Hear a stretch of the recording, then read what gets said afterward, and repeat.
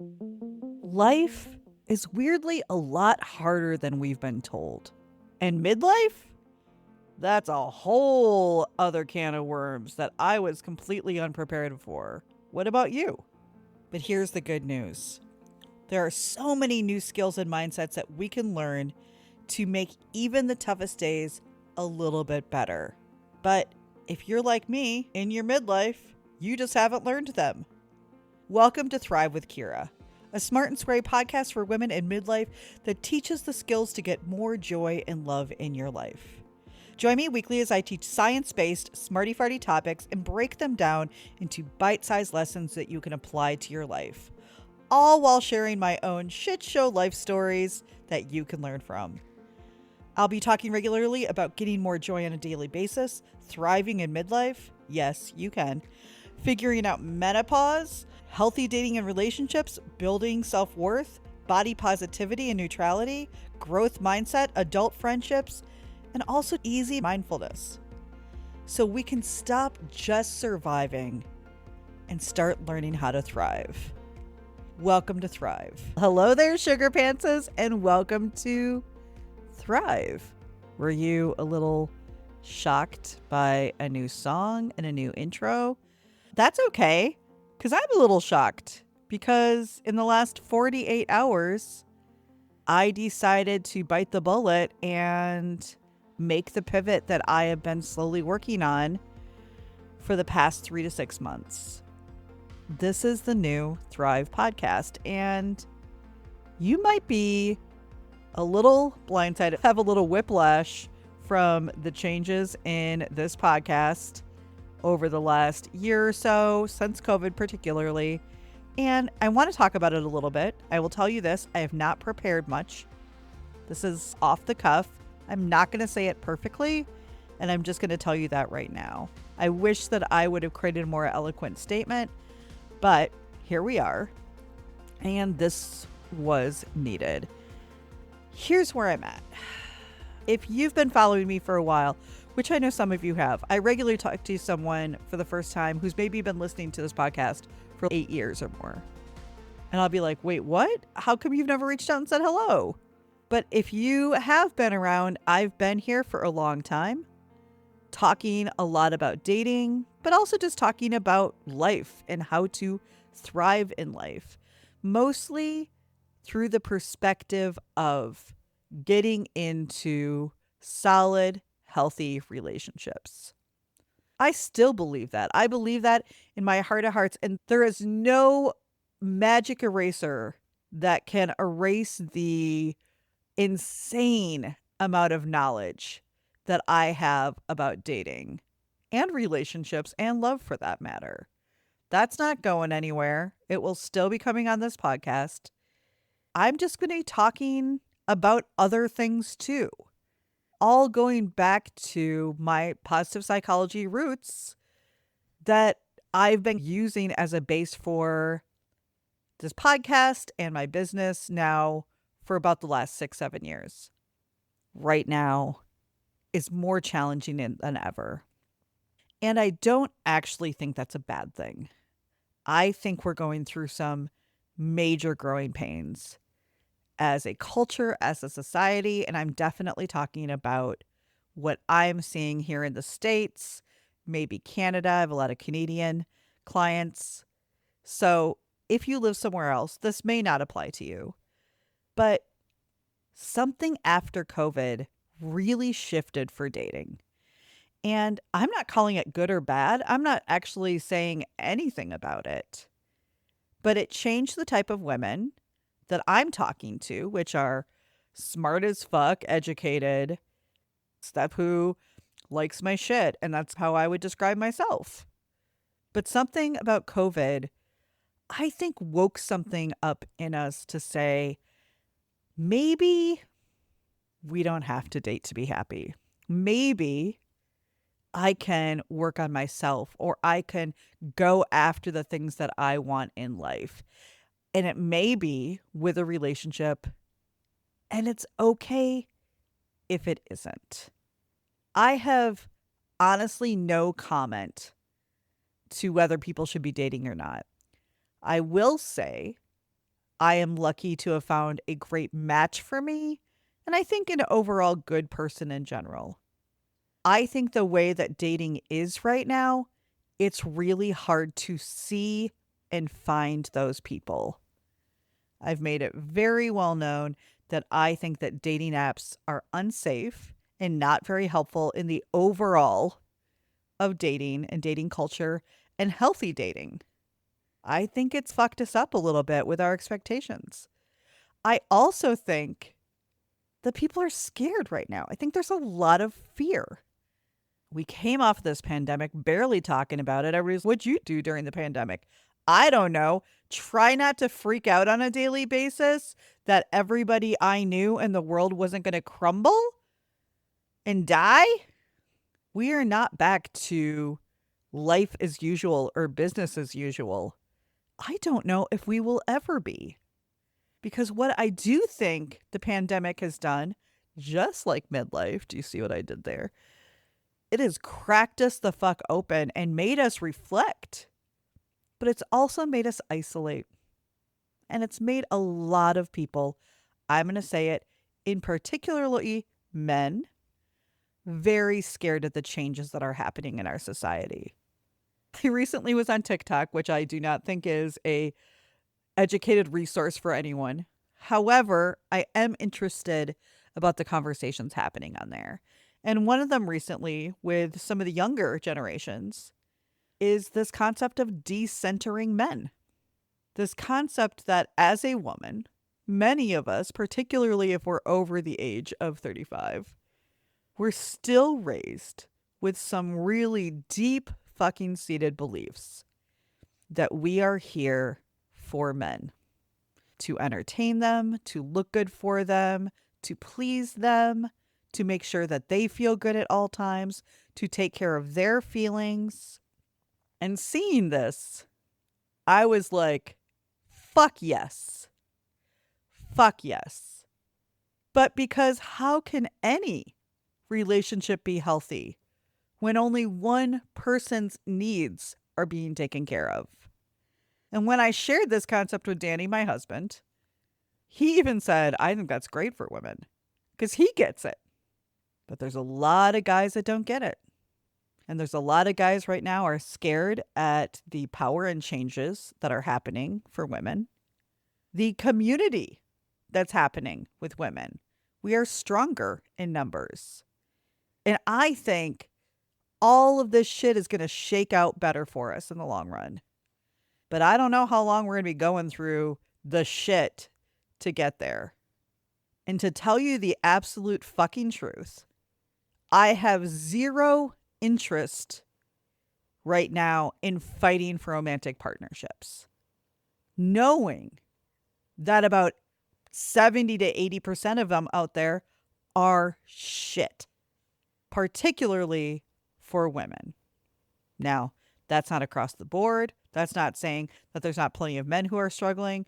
I'm not saying anything about that. Today, I am talking to women. And in fact, this podcast is regularly and mostly for women. And not because men, I haven't called you in and welcomed you through the door for the last 2 to 3 years, where I created programs for you that you never came to, where I created beautiful coaching and other opportunities for you to learn also how to date with intention, how to do so with integrity and kindness in a way to grit into a great relationship. And now I know I don't have a television or anything like that, but I actively tried for a couple of years to welcome them into this conversation of better dating, healthier relationships, and fucking happiness for that matter. Not one. I'm fucking over it, guys. I'm fucking over fighting for romantic love right now. I am here to fight for love, for joy, for feeling good in our bodies, in our minds, with our emotion and our mental health, with creating the skills and mindsets that get us through these days. Because now, especially at my age, between life and kind of my body fucking breaking down and now perimenopause, it's all pretty overwhelming. And on some days, without the tools that I have, would be completely undoable. Honestly, I don't know how everybody's doing this out here. I've been like actively working on myself since the 20s and teaching this shit for over 15 years, and I am struggling. I don't even know how anybody else is doing it. I really fucking don't. And if you figured out the secrets, please bottle that up and sell it for the rest of us. But all I know is exactly what's been proven, which is we learn how to do all of this better. And I don't know if life gets easier. And I don't know if relationships get easier. And I don't know if jobs get easier or anything like that. But we can get better at it. And we can take shit not so seriously or so personally. We can learn what to react to or respond to and what to leave alone. We can learn how to self-soothe and emotional regulate. God, that's an expression I didn't even hear until 5 years ago. And then I'm like, we all need that. I'm here to fight for the individual to learn shit for themselves, whether you want to date or not, whether you want to invite another person into your life. That's all it is. So if you guys have a dating question, you can always ask it. This knowledge is not going anywhere. I'll still be talking about dating on Rom-Com Rescue. I actually will probably be bringing back a lot of my past podcasts that I moved into the vault. Because why the fuck not? It may not be immediately. I'm not sure how to do it. And it's probably going to be a process. And I also want to make sure I don't have shit up that doesn't represent me anymore, that doesn't represent what I believe and is always helpful more than any times harmful. Because I'll be honest, I think a lot of information is unfounded, not backed by any kind of facts, science, psychology, and being shared as truths. And whether it be in dating or whatever it is, stuff that is just somebody's opinion that's being sold as fact is unhelpful. And in fact, the amount of bullshit videos I see telling women how to act or men how to act to get love or find the man that won't get away or lock him down or be a man magnet, that's all bullshit. I hope that you walked away from the 11, 12-year dating portion of this podcast with at least the knowledge of all of the shit telling you to be a different person, all of the shit telling you that you need to be more feminine or more this or more a goddess or whatever to get a guy. I hope that's bullshit. I hope that anybody telling you that you have to do anything besides healthy things like communication, boundaries, having good self-worth, all of that shit. Yes, we do need to work on that. But you don't need to lean into your feminine energy. You don't need to be a different person to be loved. And I'm just going to annoyingly say that fucking starts with yourself. It always has. It always will. And here is why. And then I'm going to move on to the topic today. I don't care who you are, where you are in life. And if you meet a great person, whether that be a date or even a friend or a perfect job, if we don't like ourselves, it's very hard to accept the rewards from that, to feel like we deserve it. And we will, even if we get into a relationship, slowly chip away at it if we don't deep down believe that we deserve it.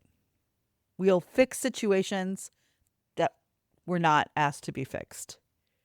We'll react because we think everything is personal. There is no hard and fast truth that you have to love yourself before somebody loves you. But there's a pretty good inclination that relationships and honestly most of the good benefits of life aren't going to feel that good, that easy, or that doable if we are constantly living in the fear-based place that they're going to go away, that they're going to leave, that they're going to finally see who you really are and not want you. That's where that's true. So I hope on this podcast, you still learn a ton of things that you can apply to your life. And it's going to be a little bit more focused, a little bit more directed. There's probably going to be series just like we are in right now for Midlife Conversations. I'm going to be bringing on more guests and experts to talk about things that have to do with positive psychology, to do with midlife that I don't know because I don't fucking know everything. Now that I'm talking about perimenopause, I don't know anything about perimenopause, only what I'm reading and horrifyingly going, wait, what? But I am going to bring on people who do know shit because I am horrified by just my random, interesting, or funny perimenopause posts. How many women are all of a sudden going, yeah, I talked to my doctor about some of these things and they just ignored it or told me it was in my head. That's happening in 2024 to something that has been happening to women over the age of perimenopause can show up as early 30s. This life is not easy. We have been sold this dream that once we got to this place and this happened and we had this person and everything else, we were on easy street. And I think we now all know that that's not true. So let's figure it out together. Let's look at things that we can actually do and not give all of our worth and happiness to another person and take it back for ourselves so that we can lead a better life, which in turn, I believe, makes us happier and then gets us also in better relationships and better friendships and better jobs. Hopefully that made sense and was just not me rambling for 15 minutes. But let's get into part 2 of Are You in Survival Mode? Let's figure out how to get through it. If you did not listen to yet the first part of this podcast, I do encourage you to go do so. I talked about what survival mode is, signs that you might be in survival mode. I talked about the effects of survival mode. And now I'm going to go into a couple more clarifying things, and then we're going to talk about how to get out of survival mode, because I'm hoping you took away this is not a great place to be in your head, in your body, period. It takes a toll, and it's not a great way to live. So maybe you're not sure yet, or maybe you thought one or two things match, but you're not sure. So here are some questions I found in an article that I will reference in the show notes of questions to clarify that we are in survival mode. So to identify the type of stress that you're experiencing, ask yourself these 4 key questions. So that's going to answer whether or not you're having normal human stress or you might be in survival mode, which is basically described as chronic stress, as in it just doesn't go away. Number 1, duration. Is the stress temporary? Has it been a couple hours or a couple of days? Or has it been going on for a long time? Meaning you're just always stressed. You're always on edge. I think that when we talk about type A people, I think sometimes we're describing people who are in some level of survival mode. Now, I don't think that's a blanket statement. I don't know a ton about type A personalities. I don't even know if it's really a thing anymore. I'm just throwing it out there. But look at, is this just a moment in time, such as a parent is ill and it's been a couple of days or weeks and you're having to deal with it. But once, hopefully, that is past its worst time, you can go back to feeling okay. Or do you just always feel like shit? If that's true, if you're constantly stressed, if you feel like you're on stress level or an intensity level all the time, you may be in survival mode. Next question, intensity. Does the stress feel manageable and motivating? Or is it overwhelming and debilitating? So not all stress is the same. And in fact, stress, anxiety, and excitement can sometimes trigger very similarly in the body. And that's why we don't know, oh my God, am I freaking out or am I excited? Or maybe I'm just a little bit of both. But does it feel manageable? And is it motivating you to get something done or moving you forward? Or is it overwhelming and debilitating? Does it shut you down when you take on projects? Do you start something and then you just can't figure out how to finish it? Do you maybe not even start new things because you don't think you can do it or do it well? What's the intensity? Third question, impact. Is the stress affecting your ability to live your life normally? Can you enjoy your daily activities or do you find them increasingly difficult? So let's talk about some ways that it might be affecting you to live your life normally. Number one, when we're usually stressed or in survival mode, we can't reach the kind and compassionate place of our mind and body very easily. We may be super judgy of all the people around us. We may be constantly resentful or angry at people in our lives. We might be snippy even when we don't want to be. Maybe somebody comes to us with a real thing and we instantly get defensive and can't even see what they're saying because it's overwhelming for them to say those things. Also, we talked about survival mode takes away sometimes our downtime and our hobbies because we're so just either dealing with or coping from the intense stress. Are you feeling like you can't take on as much at work as maybe you used to be able to? Or it all just feels so hard, you're just not as productive as you need to be to do your job well? These are all very real things. The fourth and final question is control. Do you feel like you have some control over the stressor, or do you feel powerless? Are you just stressed or freaked out or exhausted all the time and you don't feel like you can move it? You don't feel like you can shift it. And even if you feel good for a little bit, you always come back to it.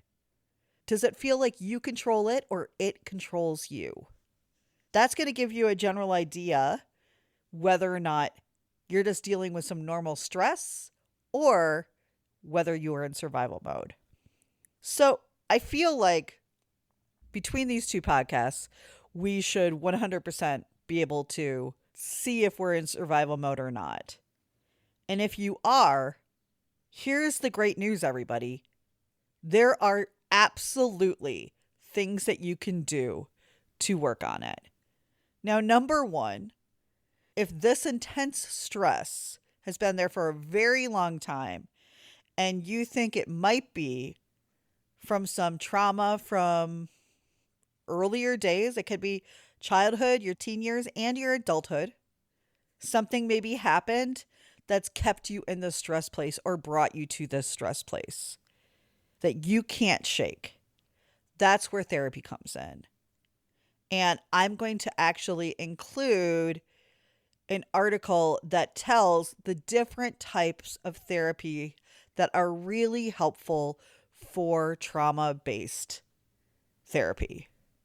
So what type of therapies can really help you with trauma? Because as I mentioned last time, and then compared it to deodorant, I'm sorry to every therapist out there, not all therapy and modalities are the same, and they don't all create the exact same results.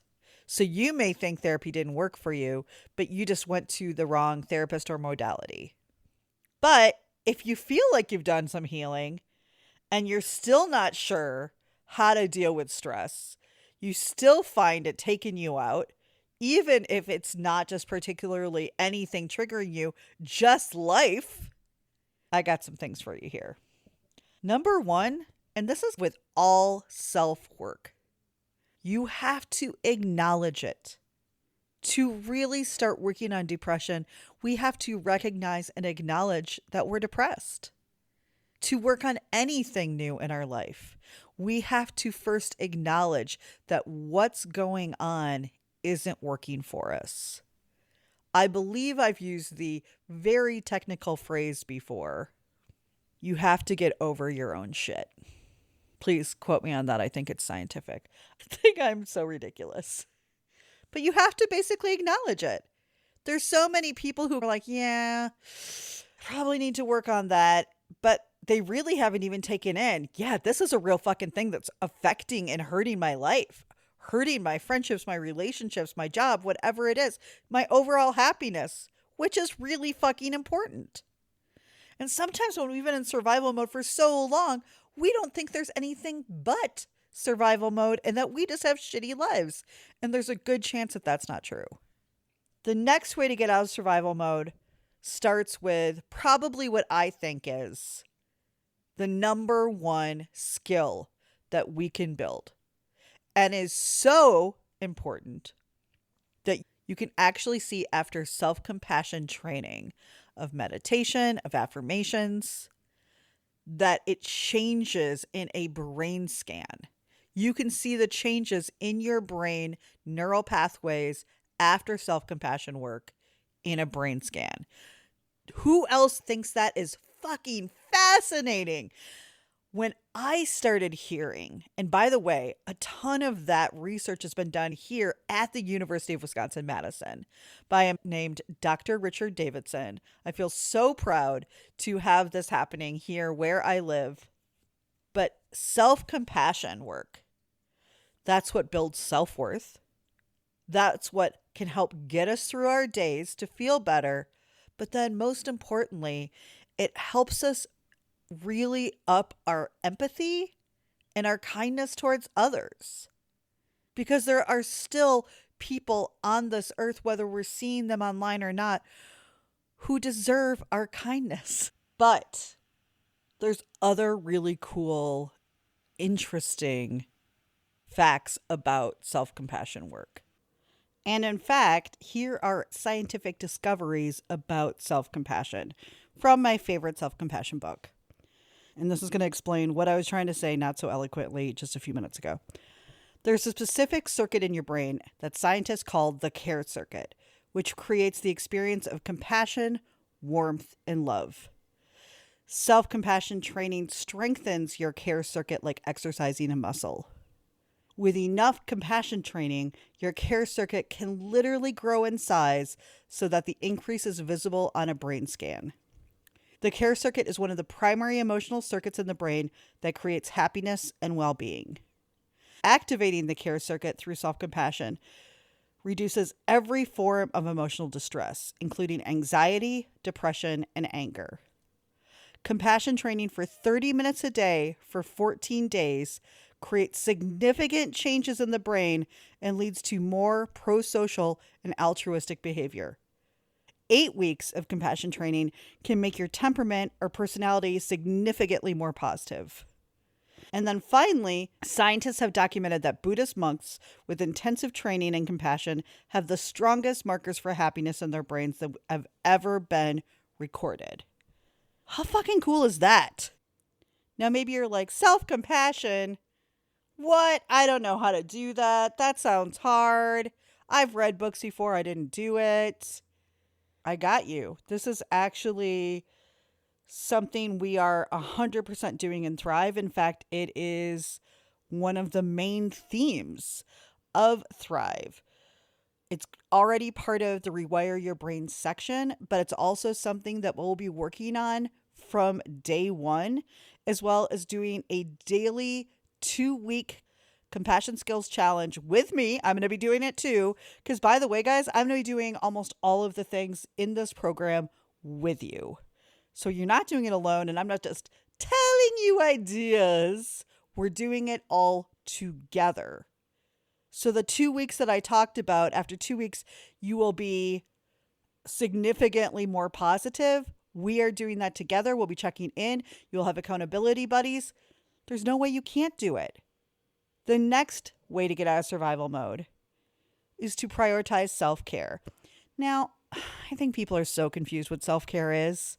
And most importantly, self-care is putting things in your day that keep you emotionally, mentally, and physically healthy and regulated. That's all it is. It's not bubble baths unless bubble baths do that for you. But a lot of times it's boundaries, it's speaking up for yourself, it's feeling your feelings and processing your emotions. All of those keep us functioning in our bodies and our minds. So taking care of yourself is crucial, and adding things that benefit your physical, mental, and emotional health into your daily routine, even small stuff, can make a huge impact. And if you're not sure how to do that, we actually create a daily happiness self-care kit that you build over 8 months.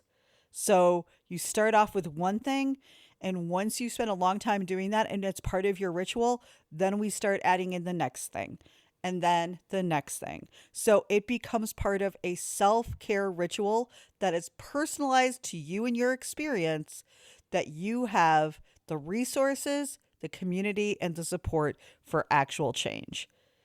The next way that we can get out of survival mode, and this has been a game changer for my life, is learning how to emotionally regulate and self-soothe.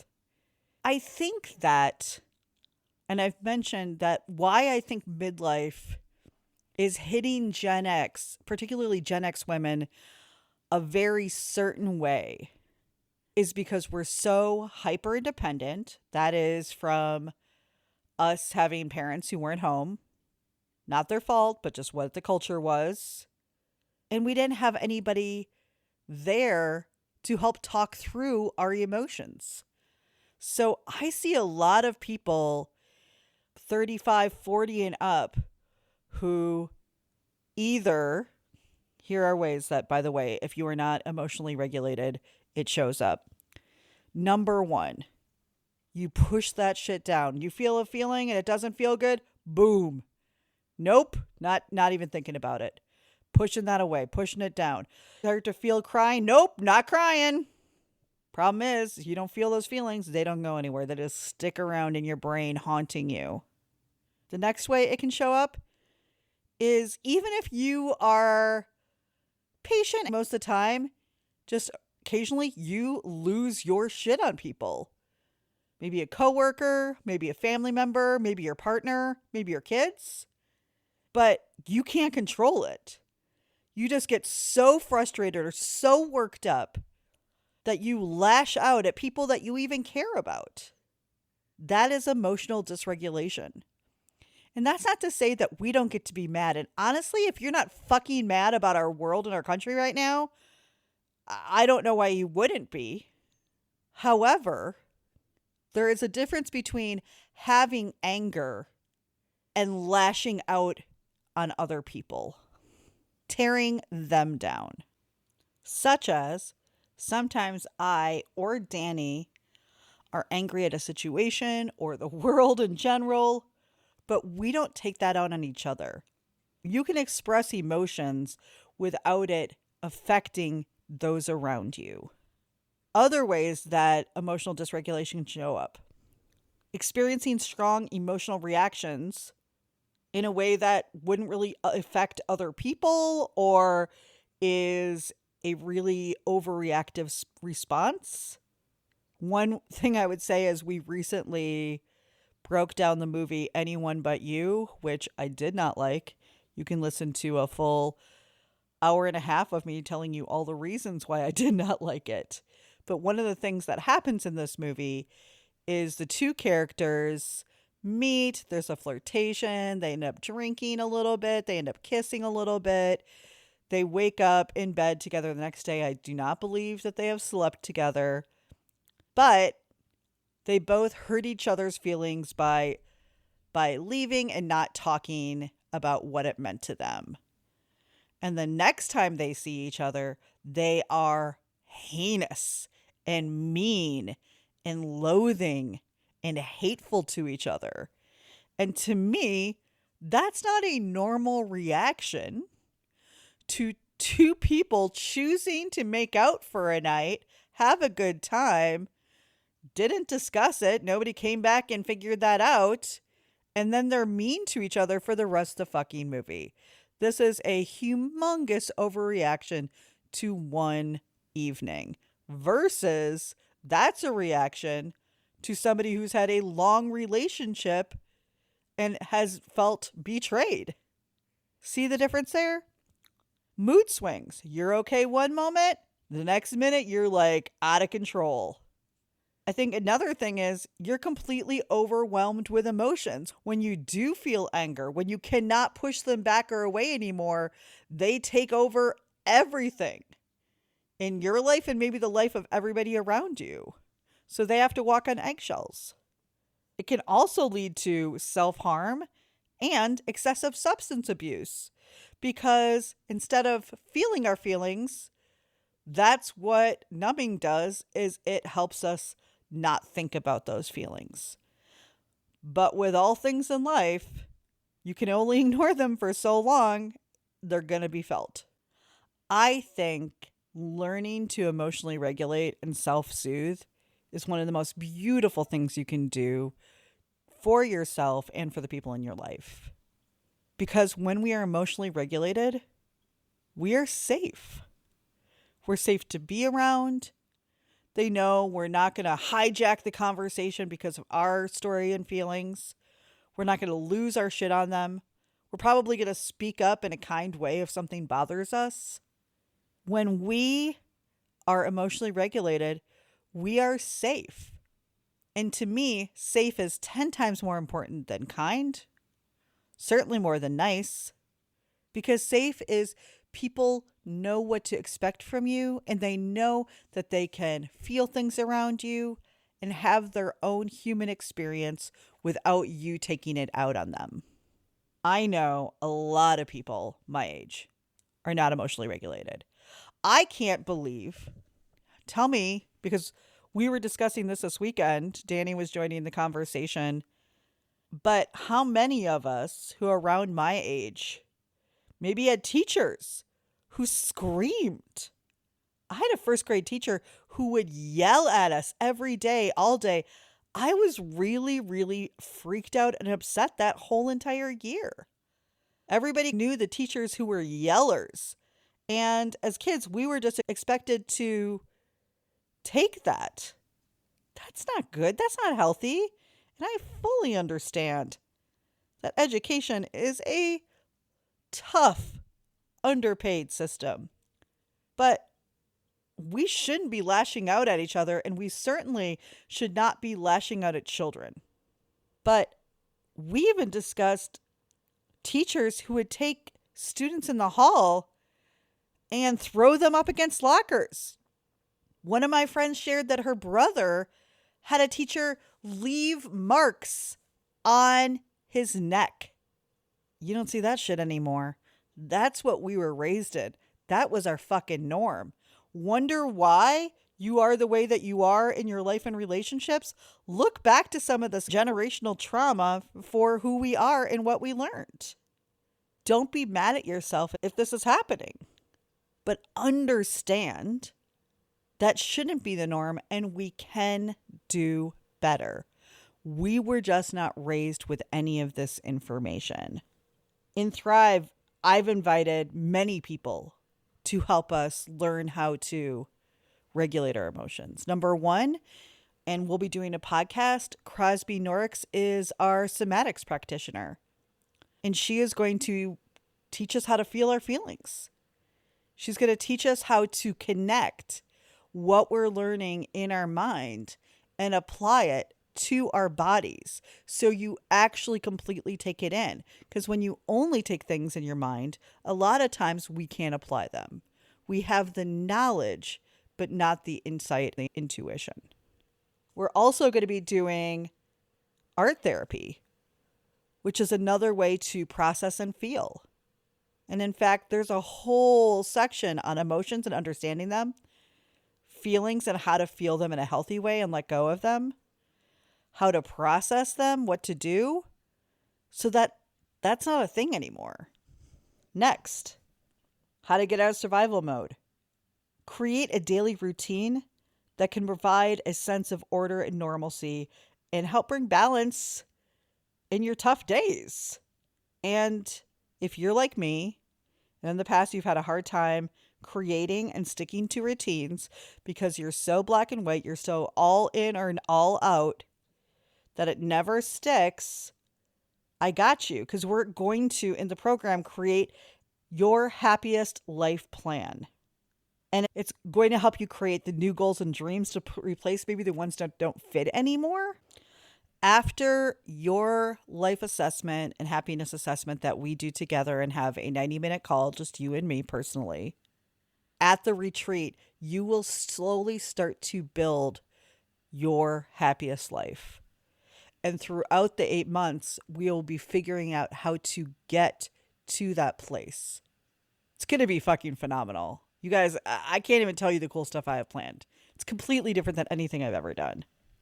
But I've created a whole process for you to create rituals that work, even for the ADHD like me, even for the people who have rarely gotten things to stick.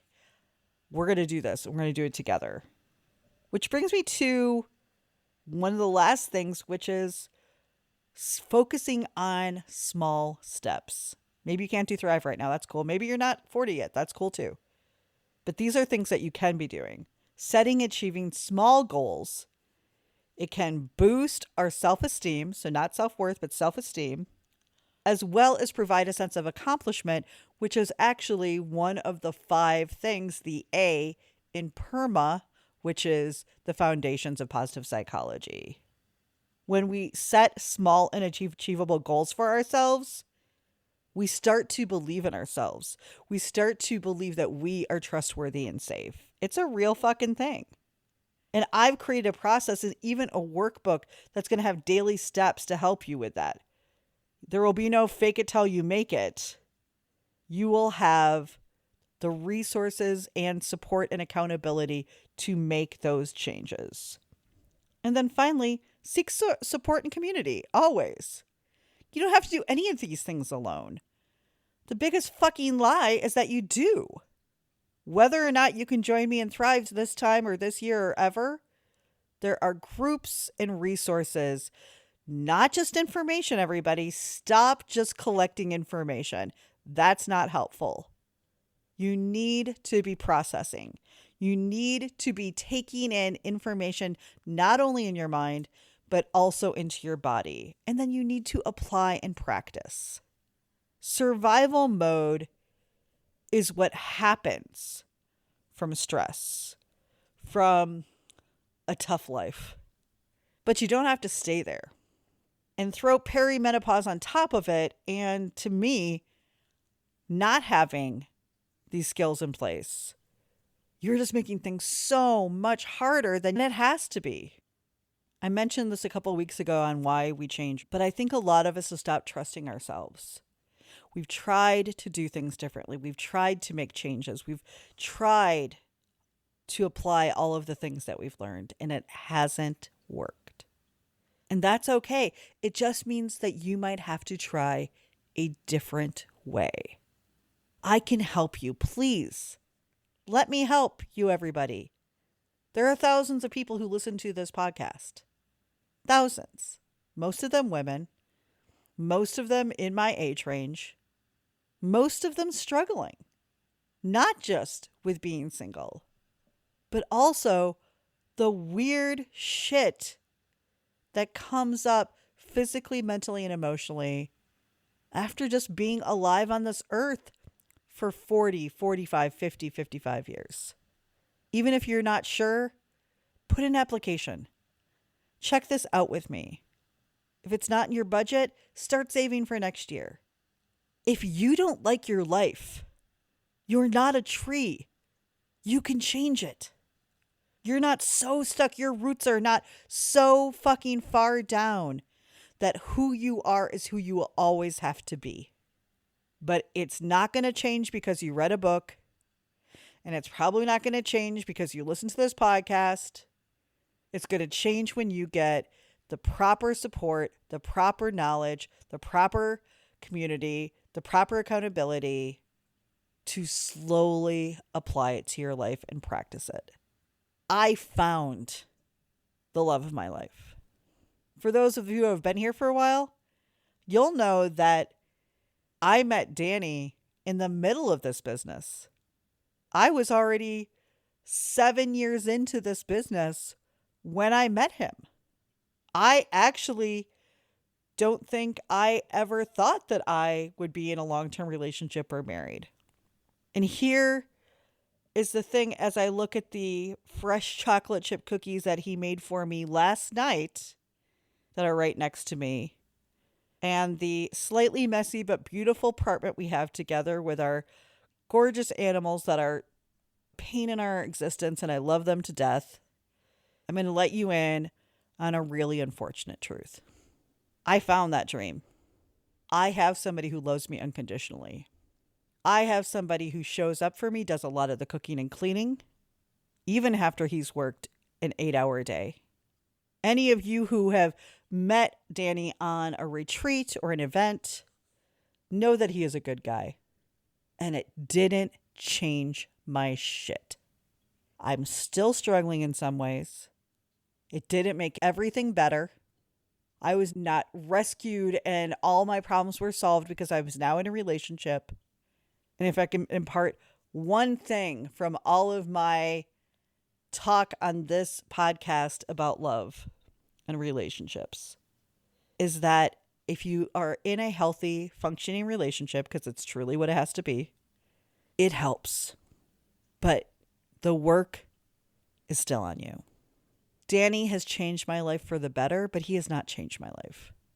He has helped me create a space where I feel safe enough to start working on those changes. And in this program, I have created a space for 14 women to know each other, support each other, create something so fucking special, and have legitimately the best year of their lives so that they can make those changes slowly but surely. This life we have set up for ourselves, isn't that fun? And some of us are so hard on ourselves that we don't even want to do this work because we think it's a fucking shortcut. But I posted a really good post on Instagram recently. I did not create it because I share a lot of smart things that other people share. And this is what it said. This is your daily reminder to not be ashamed of making your life easy for yourself.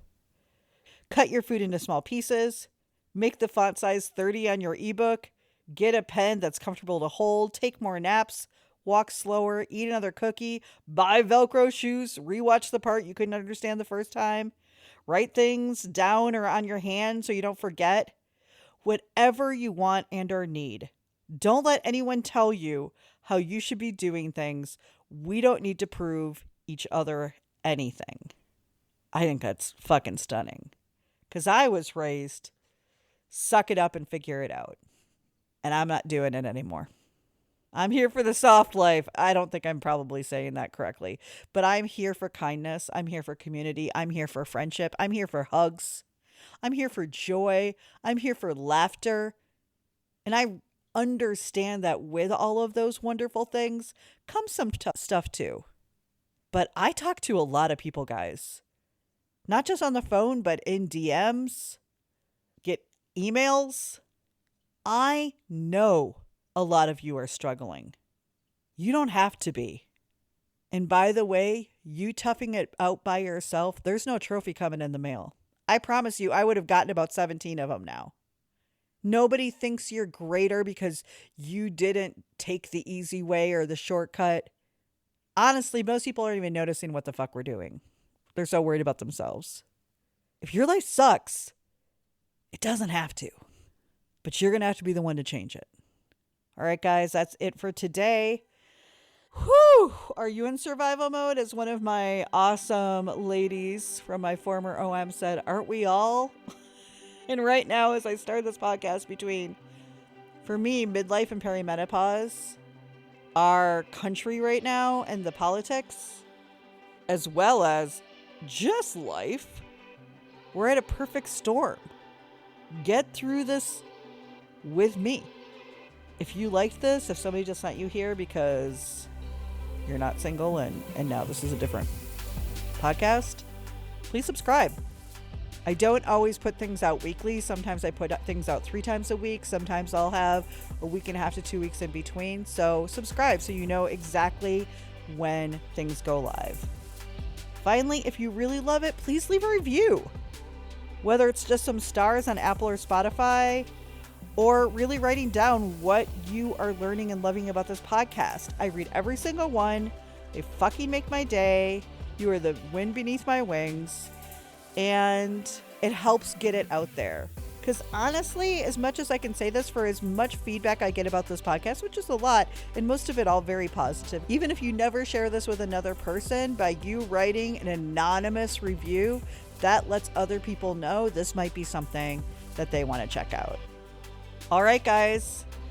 I'm actually probably going to be back in a few days with one of my guests to talk about perimenopause, to talk about emotional regulation, to talk about some of these things a little more deeply so we can learn what to do and then how to apply. And then I don't think I can say this again. Please go check out thrivewithkira.com. Put an application in if you think you can make it work, if that works with your schedule.